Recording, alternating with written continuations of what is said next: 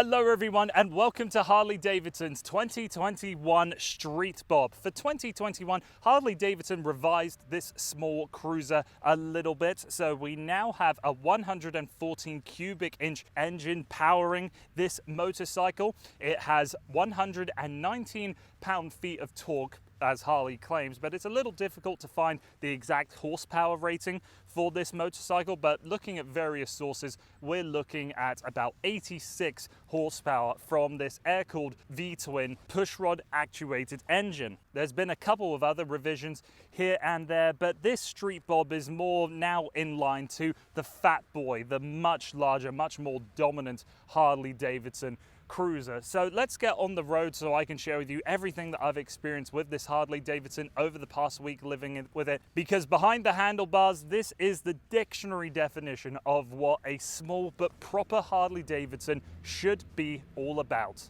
Now, there are many pleasures in owning and riding a Harley-Davidson, I'm sure, but one of the best of them all is when you get to flip up the kickstand, pull in the clutch, and just do this. That characterful startup is the most essential ingredient for a Harley-Davidson. Now, with this new engine for the Street Bob, not only is it delivering slightly more horsepower and torque, it is improving responsiveness in the top 3 gears. Now let's get a move on. So with all the motorcycles I test out, personally I always feel like I am missing out on something when I don't have a tack. But the fuel cutoff for this V-twin is very natural, not abrupt, so even when you take it to the red line, even though you never see it, it doesn't come out of nowhere. It's not a horrendous surprise. Now, riding this Harley-Davidson, obviously it's a Softail with the spring and really the entire suspension for the subframe living underneath the seat, and when you're cruising along at normal speeds or commuter speeds, it is very well managed. But I find that when I get up to highway speed on this motorcycle, I am wanting more out of the rear suspension compliance. It can get a bit shockingly hard at highway speeds, but as long as you avoid the biggest divots in the road, you will be perfectly fine.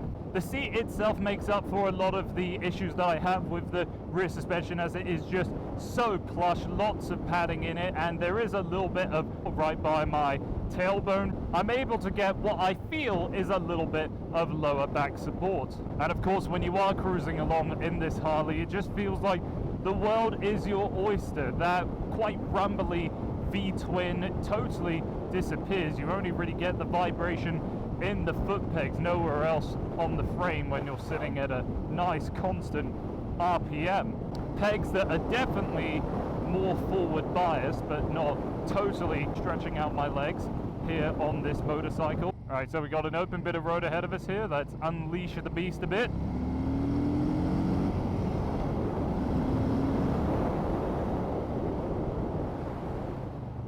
Despite only having a single piston rear and dual piston single disc up front, the braking performance on this Harley-Davidson is more than adequate.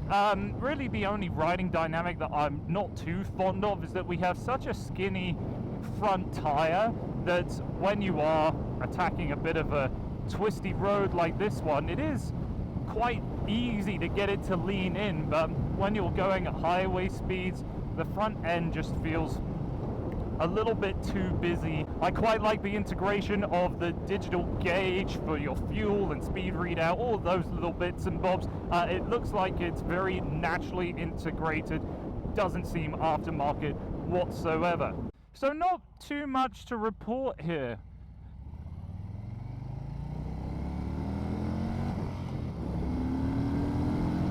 On the Street Bob, if I'm honest, it's just a very convincing formula that has been laid out year after year after year, and the Softail layout is, for most, the entry point for the Harley-Davidson brand. So with the revisions that they have gone through in this model year, I obviously can't compare to years previous, as I haven't actually tested out a Street Bob before, but what more could you really ask for on a motorcycle such as this? The build quality is pretty good. I love the paintwork that we have on the tank here. You can see that it is totally under the clear coat, and it doesn't matter which of the 4 colors that you choose for the Street Bob, you'll still have that number 1 American flag, stars and stripes, all of that combination on whatever color you choose.